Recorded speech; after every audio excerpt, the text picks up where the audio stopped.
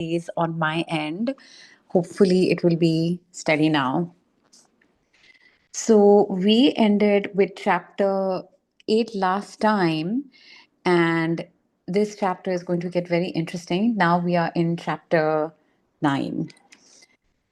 Where we left it at is that the author was saying, if you'll just let me finish this book about God, then people will have more of a sense of God. This idea that nobody has seen God, so how would we know? But through this conversation, we get to know some aspects of God. So, Ardas to Guruji to bless this reading and for whatever he wants conveyed, whatever he wants us to learn, for that to come through. So, chapter 9 begins with, you may think this is easy, this be who you really are business, but it's the most challenging thing you'll ever do in your life. In fact, you may never get there. Few people do, not in one lifetime, not in many. So the author asks, so why try? Why enter the fray? Who needs it? Why not simply play life as if it were what it apparently is anyway? A simple exercise in meaninglessness leading to nowhere in particular, a game you can't lose no matter how you play, a process that leads to the same result ultimately for everyone. You say there is no hell, there is no punishment, there is no way to lose. So why bother trying to win? What is the incentive, given how difficult it is to get where you say we are trying to go? Why not take our good natured time and just relax about all this God stuff and being who you really are? My, we are frustrated, aren't we? Says God. Author. Well, I get tired of trying, only to have you come here and tell me how hard it's all going to be and how only one in a million makes it anyway. Sangaji, I'm sure we can all relate to this struggle and frustration from a point of our low point, hard times in our lives. And God says, yes, I see that you do. Let me see if I can help. First, I would like to point out that you already have taken your good natured time about it. Do you think this is your first attempt at this? Author. I have no idea. God. It doesn't seem as if you've been here before. Sometimes. Well, you have. Many times. How many times? Many times. Author asks, that's supposed to encourage me? God. It's supposed to inspire you. How so? First, it takes the worry out of it. It brings in the can't fail element you just talked about. It assures you that the intention is for you not to fail, that you will get as many chances as you want and need. You can come back again and again and again. If you do get to the next step, if you evolve to the next level, it's because you want to, not because you have to. You don't have to do anything. If you enjoy life at this level, if you feel this is the ultimate for you, you can have this experience over and over and over again. In fact, you have had it over and over again for exactly that reason. You love the drama, you love the pain, you love the not knowing, the mystery, the suspense. You love it all. That's why you're here. Are you kidding me? The author asks. God, would I kid you about a thing like that? Author, I don't know. I don't know what God kids about. Not about this. This is too close to the truth, too close to ultimate knowing. I never kid about how it is. Too many people have played with your mind about that. I'm not here to get you more mixed up. I'm here to help you get things clarified. So the author says, so clarify. You're telling me I'm here because I want to be? Of course, yes. I chose to be? Yes. And I've made that choice many times. Many. How many? Here we go again. You want an exact count? Just give me a ballpark estimate. I mean, are we talking about handfuls here or dozens? Hundreds. Hundreds? I've lived hundreds of lives? Yes. And this is as far as I've gotten? This is quite some distance, actually, God says. Oh, it is it? Absolutely. Why? In past lives, you've actually killed people. So the author asks, what's wrong with that? You said yourself that sometimes war is necessary to end evil. So God says, we are going to have to elaborate on that because I can see that statement uh, being used and misused, just as you're doing now, to try to make all sorts of points or rationalize all sorts of insanity.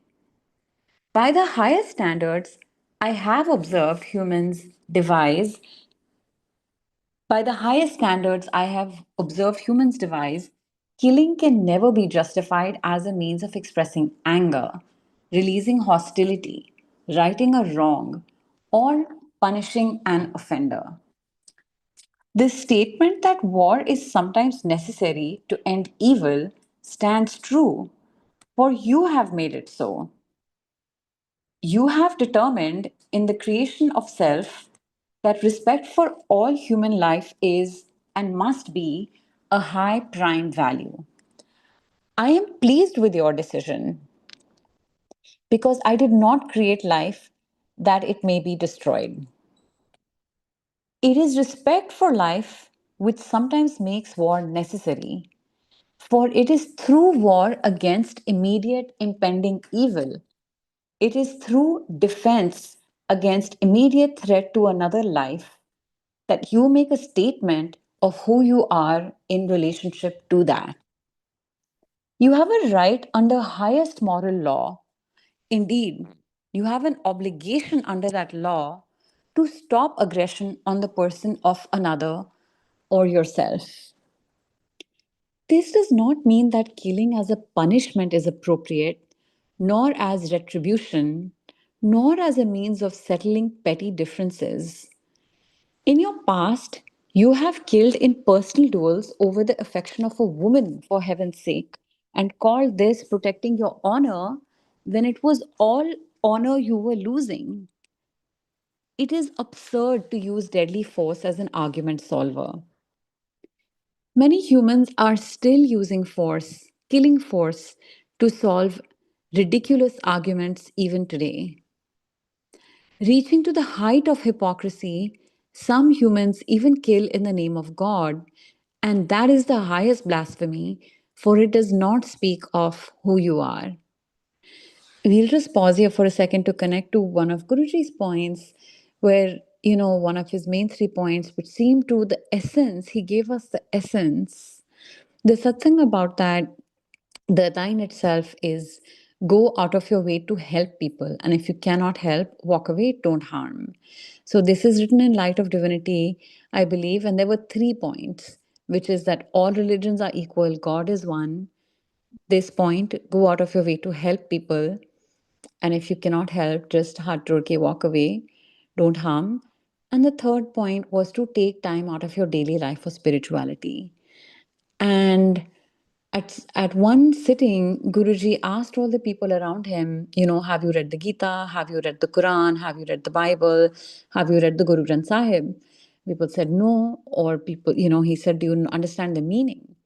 And then Guruji expounded on the meaning for 30 minutes and shared the essential wisdoms of all the books.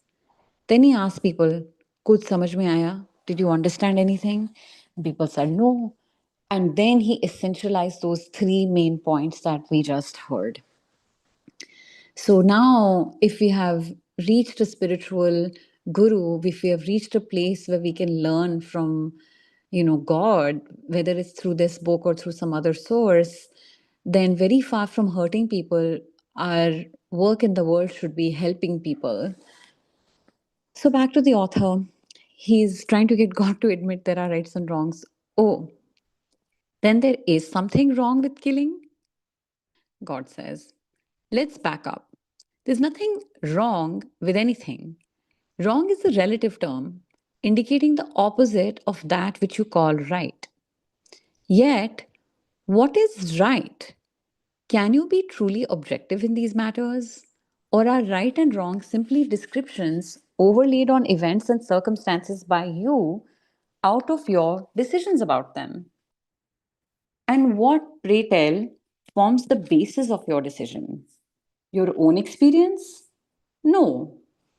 In most cases, you've chosen to accept someone else's decision, someone who came before you and presumably knows better. Very few of your daily decisions about what is right and wrong are being made by you based on your understanding. This is especially true on important matters. In fact, the more important the matter, the less likely are you to listen to your own experience, and the more ready you seem to be to make someone else's ideas your own. This explains why you've given up virtually total control over certain areas of your life and certain questions that arise within the human experience. These areas and questions very often include the subjects most vital to your soul: the nature of God, the nature of true morality, the question of ultimate reality, the issues of life and death surrounding war, medicine, abortion, euthanasia, the whole sum and substance of personal values, structures, and judgments. These most of you have abrogated, assigned to others. You don't want to make your own decisions about them. Someone else decide. I'll go along, you shout. Someone else just tell me what's right and wrong. So I'll just pause here to say that I can relate to this. I think often in an early part of my life and spiritual journey, and to some degree it happens even now in new situations, we'll say, what is the right thing to do? And only now, actually, through reading this book and other messages Guruji's teaching, do I look inwards to say, what do I feel? What is the truth? The inner truth that the soul knows because God is in your heart, as I've been reminded over and over again. So then God continues, this is why, by the way, human religions are so popular. It almost doesn't matter what the belief system is, as long as it's firm, consistent, clear in its expectation of the follower, and rigid. Given those characteristics, you can find people who believe in almost anything. The strangest behavior and belief has been attributed to God. It's God's way, they say, God's word. And there are those who will accept that gladly because you see, it eliminates the need to think. Now, let's think about killing. Can there ever be a justifiable reason for killing anything? Think about it. You'll find you need no outside authority to give you direction, no higher source to supply you with answers. If you think about it, if you look to see what you feel about it, the answers will be obvious to you and you will act accordingly. This is called acting on your own authority. It is when you act on the authority of others that you get yourself into trouble. Should states and nations use killing to achieve their political objectives? Should religions use killing to enforce their theological imperatives? Should societies use killing as a response to those who violate behavioral codes? Is killing an appropriate political remedy, spiritual convincer, or societal problem solver? Now, is killing something you can do if someone is trying to kill you? Would you use killing force to defend the life of a loved one? Someone you didn't even know? Is killing a proper form of defense against those who would kill if they are not in some other way stopped? Is there a difference between killing and murder? The state would have you believe that killing to complete a purely political agenda is perfectly defensible. And we do see that going on in the world right now a lot. That's not in the book, but as we can all see. In fact, the state needs you to take its word on this in order to exist as an entity of power. Religions would have you believe that killing to spread and maintain knowledge of and adherence to their particular truth is perfectly defensible. In fact, religions require you to take your word on this in order to exist as an entity of power. I have to pause here and say again that point that Guruji made, that all religions are equal and God is one. He has just nipped any ideas that we have. Like here, we are seeing what's happening in, the genocide in Gaza, or we see what's happening in like the Hindu Muslim conflict, or the old, like, anti-Semitism against Jewish people or against Muslim people. So we are just seeing that whatever the religion is, all religions are equal and God is one. So we have no right to judge or think that anybody is high or low or better or worse. All are equal and all are divine, all have dignity, all have to be treated with peace, love, and kindness. And Guruji gave us the essence. It's up to us to take the deeper meaning and go further. And this book is spelling out that deeper meaning for us. Society would have you believe that killing to punish those who commit certain offenses, these have changed throughout the years though, is perfectly defensible. In fact, society must have you take its word for it in order to exist as an entity of power. Do you believe these positions are correct? Have you taken another's word for it? What does your self have to say, your capital S self, like your innermost, knowing, highest, truthful self? There is no right or wrong in these matters, but by your decisions, you paint a portrait of who you are.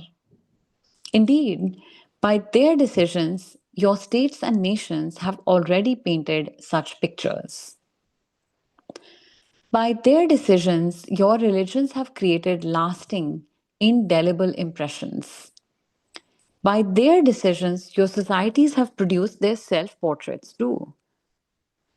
Are you pleased with these pictures? Are these the impressions you wish to make? Do these portraits represent who you are? Be careful of these questions. They may require you to think. Thinking is hard. Making value judgments is difficult. It places you at pure creation because there are so many times you'll have to say, I don't know. I just don't know. Yet still, you'll have to decide. And so you'll have to choose. You'll have to make an arbitrary choice. Such a choice, a decision coming from no previous personal knowledge, is called pure creation. And the individual is aware, deeply aware, that in the making of such decisions is the self created. Most of you are not interested in such important work. Most of you would rather leave that to others. And so, most of you are not self created, but creatures of habit, other created creatures. Then, when others have told you how you should feel, and it runs directly counter to how you do feel, you experience a deep inner conflict. Something deep inside you tells you that what others have told you is not who you are. Now, where to go with that? What to do? The first place you go to is your religionists, the people who put you there in the first place.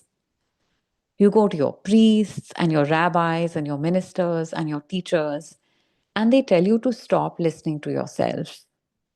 The worst of them will try to scare you away from it, scare you away from what you intuitively know.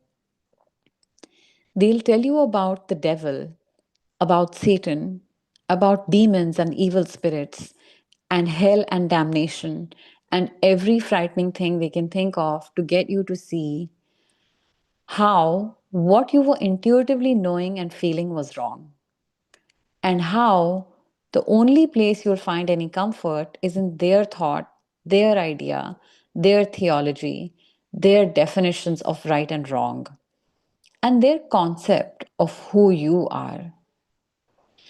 The seduction here is that all you have to do to get instant approval is to agree. Agree, and you have instant approval. Some will even sing and shout and dance and wave their arms in hallelujah. That's hard to resist. Such approval, such rejoicing that you have seen the light, that you've been saved. Approvals and demonstrations seldom accompany inner decisions. Celebrations rarely surround choices to follow personal truth. In fact, quite the contrary. Not only may others fail to celebrate, they may actually subject you to ridicule. What? You're thinking for yourself? You've decided on your own? You're applying your own yardsticks, your own judgments, your own values? Who do you think you are anyway? And indeed, that is precisely the question you are answering. So I know sometimes when we hear this book without the text in front of us, which I hope everyone has the PDF, we've shared it before, but they're saying that actually, if we go along with what the larger religious structure of society and norms say, those decisions are celebrated, even if they are going against our inner truth and intuition and inner feeling and inner higher self. And here they're saying if we do the opposite, if you really go inwards and find that truth, in one of the books written for Guruji, it's called that inner satsang, not the outer one where you share what happened, but inside, deeply inside, recognizing the truth within oneself. And here they're saying that if you actually do that, then you might be judged and condemned, and people might say, who are you to make a decision that's not just a societal norm? And that can feel very brave and difficult to do. But this book is actually saying that is what we are supposed to be doing. That is the act of pure creation and becoming who we are, rather than going along with norms preset by us and not thinking. And then they say, but the work must be done very much alone, very much without reward, without approval, perhaps without even any notice. And so you ask a very good question. Why go on? Why even start off on such a path? What is to be gained from embarking on such a journey? Where is the incentive? What is the reason? The reason is ridiculously simple. There is nothing else to do.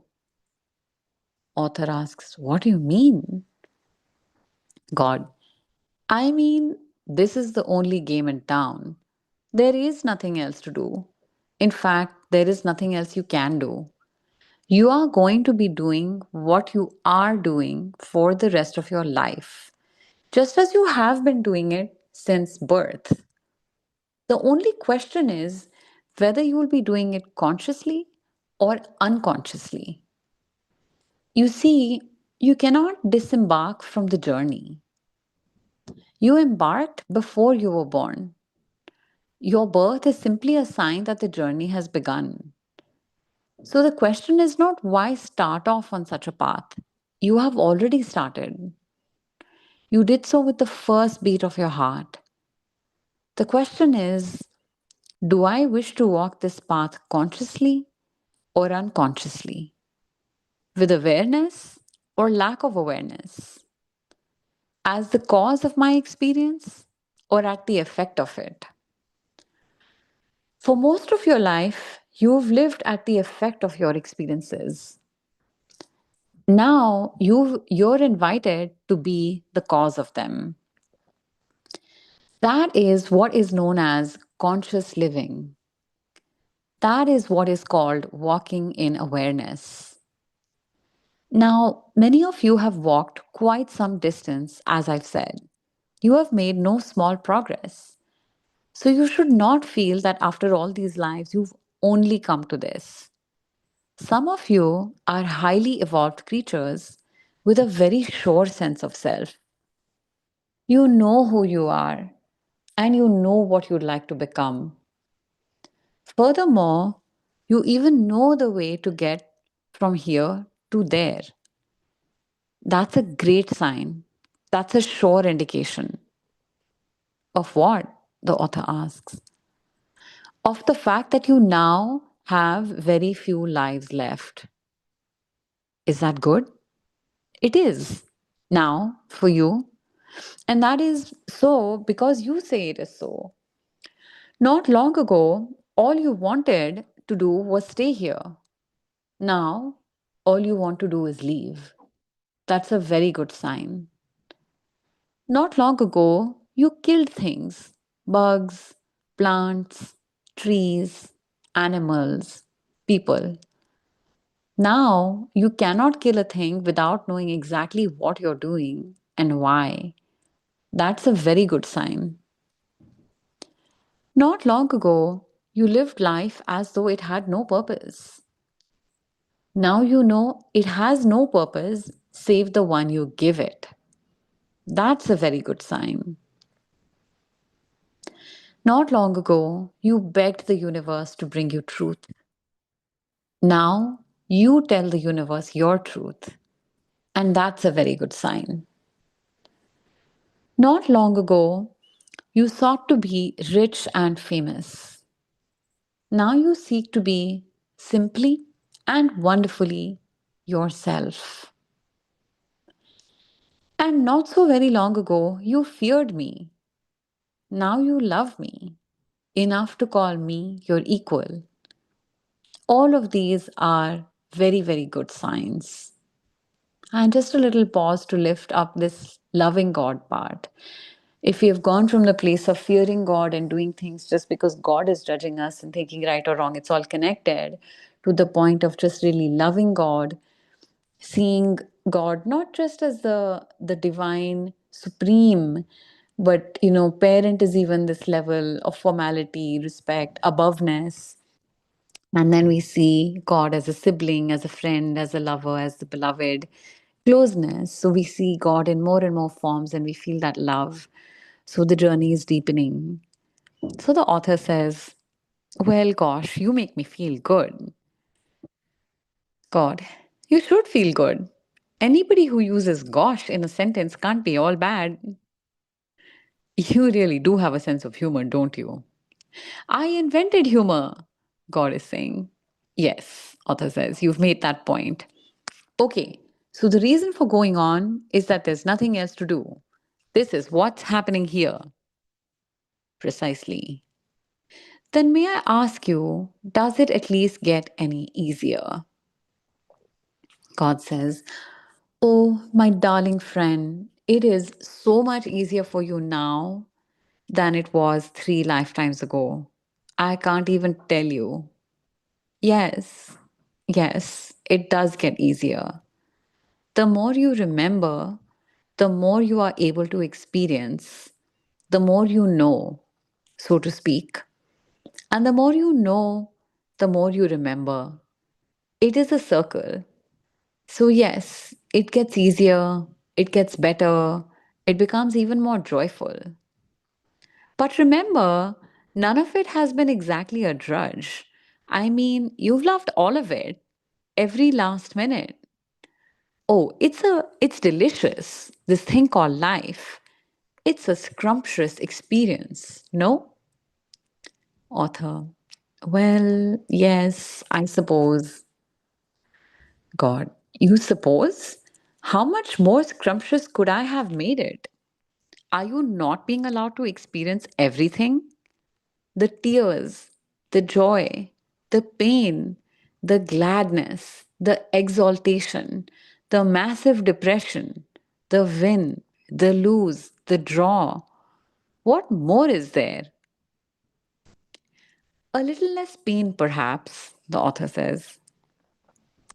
God, less pain without more wisdom defeats your purpose, does not allow you to experience infinite joy, which is what I am. Be patient. You are gaining wisdom, and your joys are now increasingly available without pain. That too is a very good sign. You are learning, remembering how to love without pain, to let go without pain, to create without pain, to even cry without pain. Yes, you're even able to have your pain without pain, if you know what I mean. I'll pause here to say that if I hadn't had a certain experience last week, I would not have known what they mean. But all of this does resonate, that things happen with more ease. So you can also think of, without pain is replaced with like more easily. I mean, it can also be without pain, that we can love more easily, we can let go more easily, we can create more easily, cry with more ease or without pain. And in satsang, often when I feel the tears are rolling down my face, they are not tears of sadness. They are tears of relief and gladness for everything that is past and over, and for everything that I have come through by Guruji's grace. So they are tears of gratitude and joy. And it's like something old being released in a cleansing way without pain. So I can really appreciate this now in a way I couldn't have before. So then the author says, to the point, if you know what I mean. I think I do. I'm enjoying even my own life dramas more. I can stand back and see them for what they are, even laugh. And God says, exactly. And you don't call this growth? I suppose I do.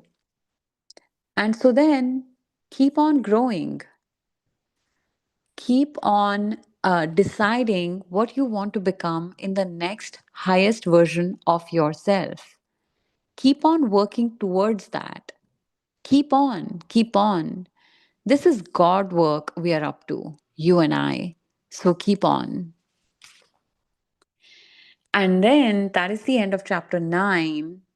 And for all of us, it's a good affirmation to just keep going. In whatever ways we notice more blessing, more grace. And this is why the Shukrana aspect is so important, to be in gratitude, because then we notice what's good. Yesterday I was in a place where my phone battery was gone. I was in a new place. I didn't know exactly what to do and how best to do it.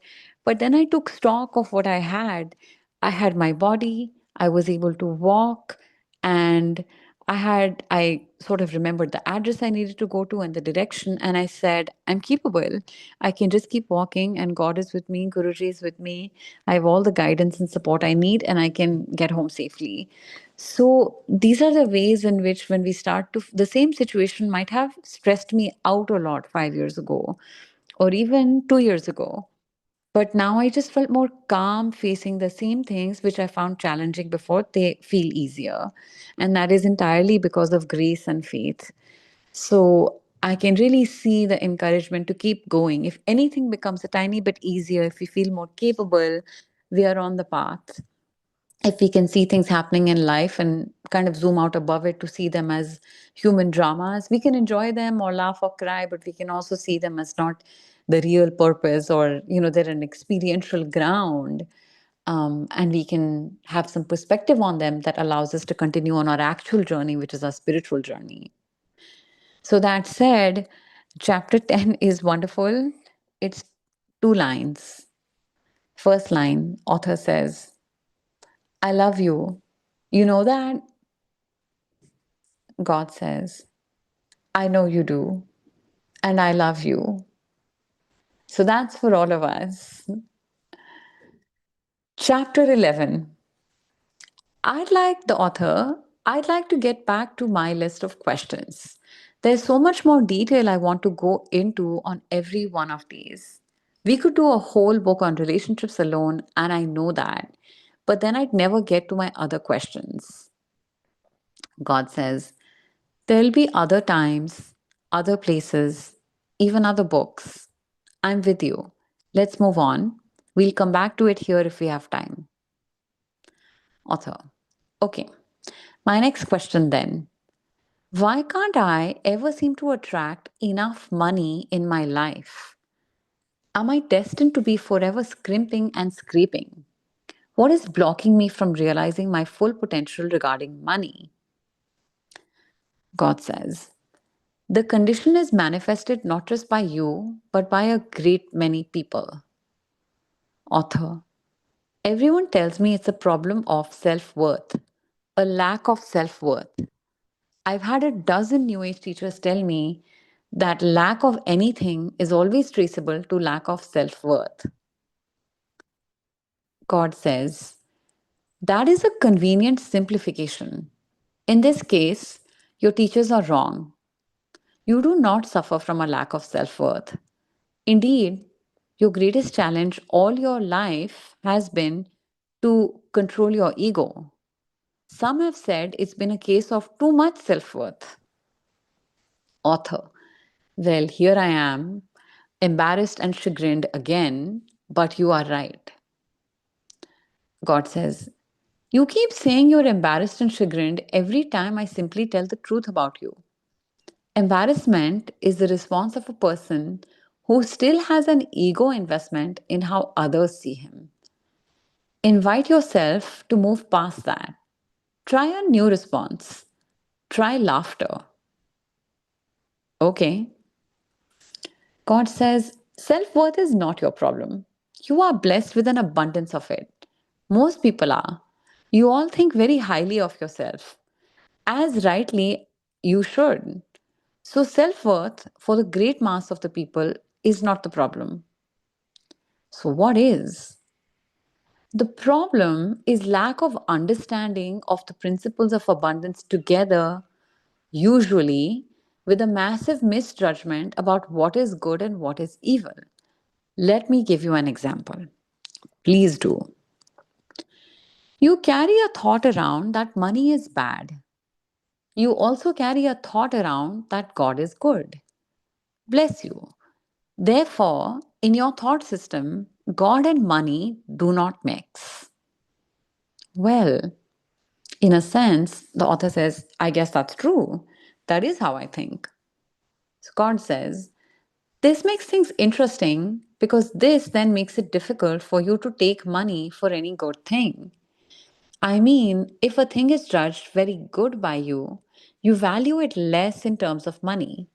So the better something is, the more worthwhile, the less money it is worth. So you are not alone in this. Your whole society believes this.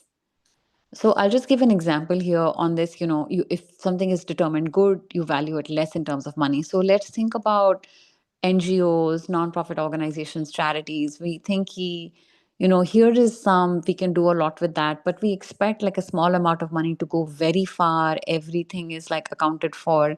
So NGOs and non-profits often remain quite under-resourced.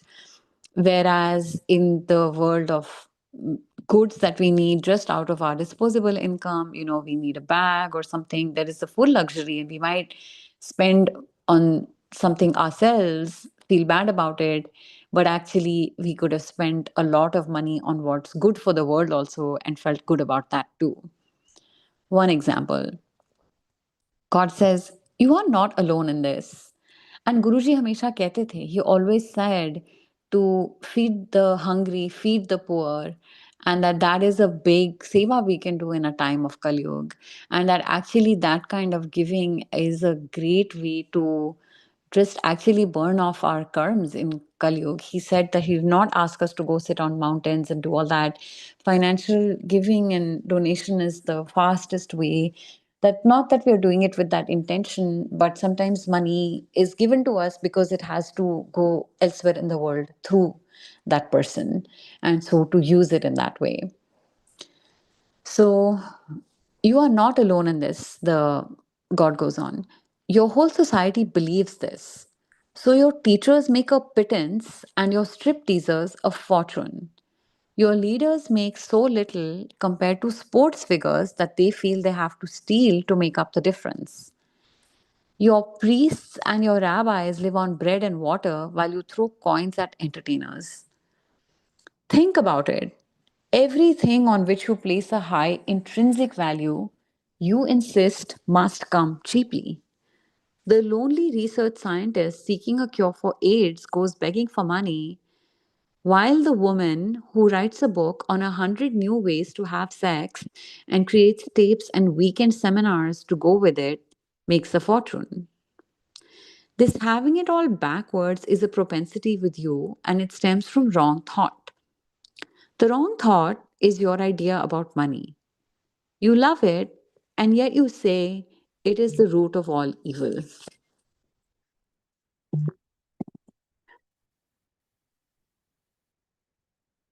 Sorry, I just lost my place. It's the root of all evil.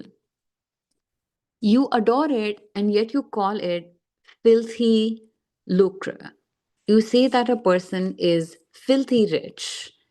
And if a person does become wealthy doing good things, you immediately become suspect.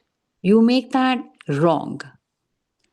So a doctor had better not make too much money or had better learn to be discreet about it.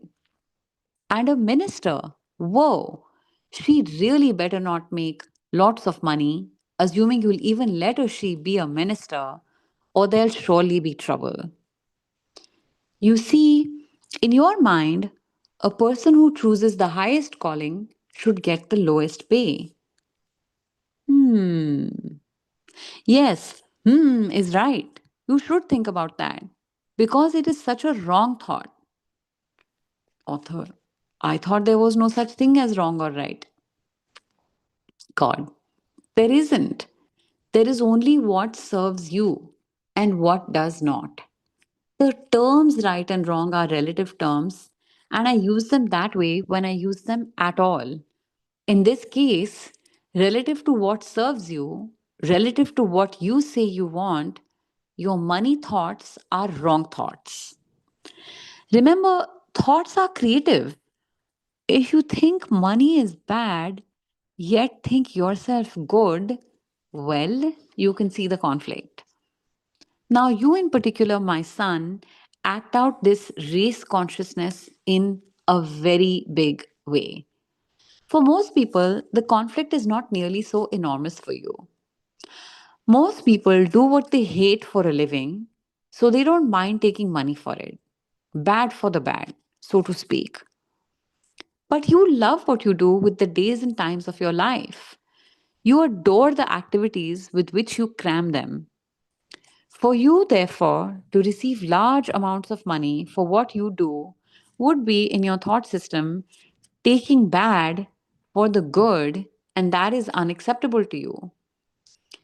You'd rather starve than take filthy lucre for pure service, as if somehow the service loses its purity if you take money for it.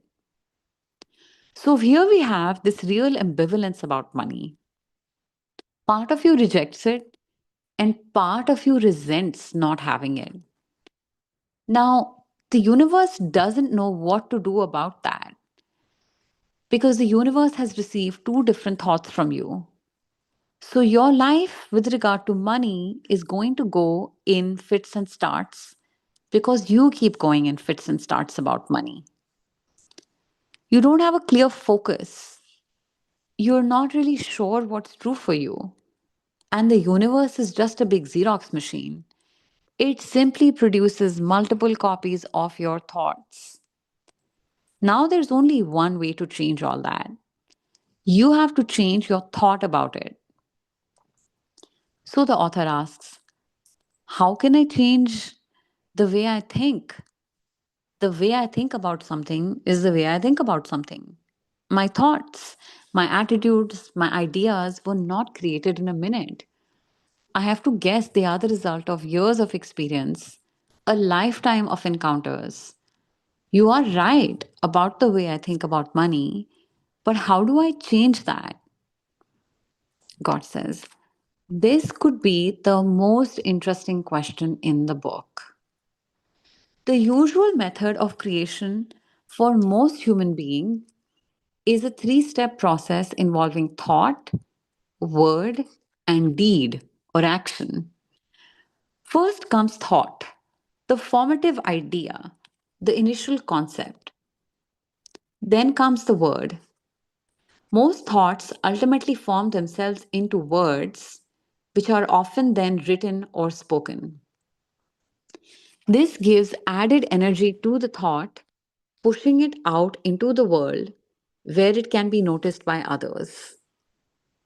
Finally, in some cases, words are put into action and you have what you call a result, a physical world manifestation of what all started with a thought.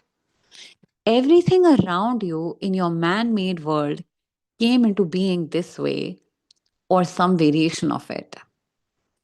All three creation centers were used. But now comes the question, how to change a sponsoring thought? Yes, that is a very good question and a very important one. For if humans do not change some of their sponsoring thoughts, humankind could doom itself to extinction. The most rapid way to change a root thought or sponsoring idea is to reverse the thought word deed process. Author, explain that. So, the God, do the deed that you want to have the new thought about. Then say the words that you want to have your new thought about. Do this often enough, and you'll train the mind to think a new way. Train the mind? Isn't that like mind control? Isn't that just mental manipulation? Author is asking. God, do you have any idea how your mind came up with the thoughts it now has? Do you not know that your world has manipulated your mind to think as you do?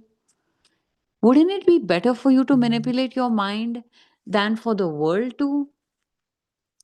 Would you not be better off to think the thoughts you want to think than those of others? Are you not better armed with creative thoughts than with reactive thoughts? Yet your mind is filled with reactive thought, thought that springs from the experiences of others. Very few of your thoughts spring from self produced data, much less self produced preferences. Your own root thought about money is a prime example. Your thought about money, it is bad, runs directly counter to your experience. It's great to have money. So you have to run around and lie to yourself, lie, not satsang, not truth, and lie to yourself about your experience in order to justify your root thought. You are so rooted in this thought, it never occurs to you that your idea about money may be inaccurate. So now what we are up to is coming up with some self produced data. And that is how we change a root thought and cause it to be your root thought, not another's. You have one more root thought about money, by the way, which I've yet to mention. What's that? The author asks. That there's not enough. In fact, you have this root thought about just about everything. There's not enough money, there's not enough time, there's not enough love, there's not enough food, water, compassion in the world. Whatever there is that's good, there's just not enough. This raised consciousness of not enoughness creates and recreates the world as you see it. Okay, so I have two root thoughts, sponsoring thoughts to change about money. Remember, the author has mentioned one, or God has reflected one root thought is that money is bad compared to all the things that author thinks or we think are good. And the second thought is that there's not enough money and lots of good things. God says, oh, at least two, probably many more thoughts to change. Let's see. Money is bad. Money is scarce. Money may not be received for doing God's work. That's a big one with you. Money is never given freely. Money doesn't grow on trees, when in fact it does. I suppose they mean, like money, the paper, it actually literally comes from trees, or that money corrupts. Author, I see. I've got a lot of work to do. God, yes, you do. If you're not happy with your present money situation, then you do have a lot of work to do. On the other hand, it's important to understand that you're unhappy with your present money situation because you're unhappy with your present money situation. Author, sometimes you're hard to follow. God, sometimes you're hard to lead. Author, see, listen, you're the God here. Why don't you make it easy to understand? God, I have made it easy to understand. Author, then why don't you just cause me to understand if that's what you truly want? God, I truly want what you truly want. Nothing different and nothing more. Don't you see? That is my greatest gift to you. If I wanted something for you, if I wanted for you something other than what you want for you, and then went so far as to cause you to have it, where is your free choice? How can you be a creative being if I am dictating what you shall be, do, and have? My joy is in your freedom, not your compliance.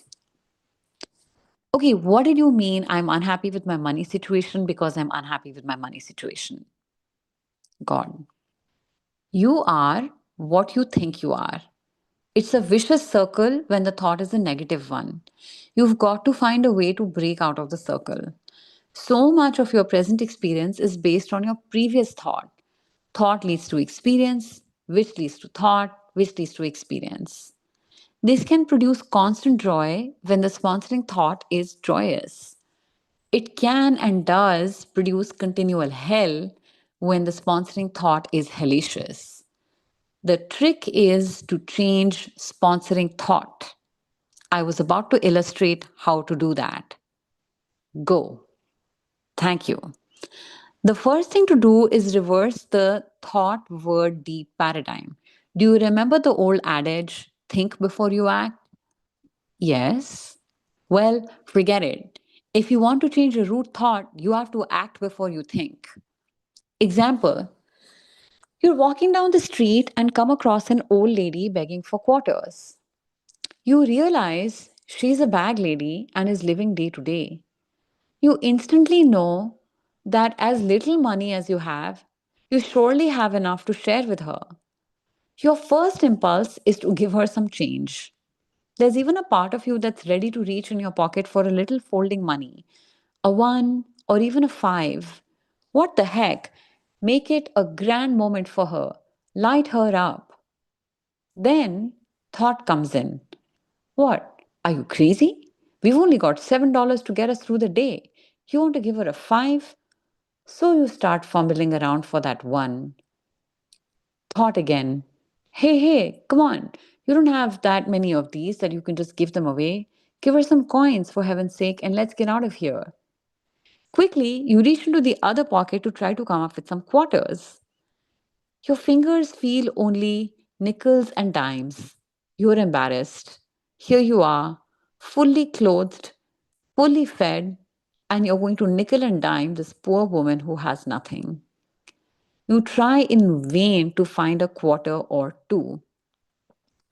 Oh, there's one deep in the fold of your pocket. But by now, you've walked past her, smiling wanly, and it's too late to go back. She gets nothing. You get nothing either. Instead of the joy of knowing your abundance and sharing, you now feel as poor as the woman. Why didn't you just give her the paper money? It was your first impute, but your thought got in the way. Next time, decide to act before you think. Give the money. Go ahead. You've got it, and there's more where that came from.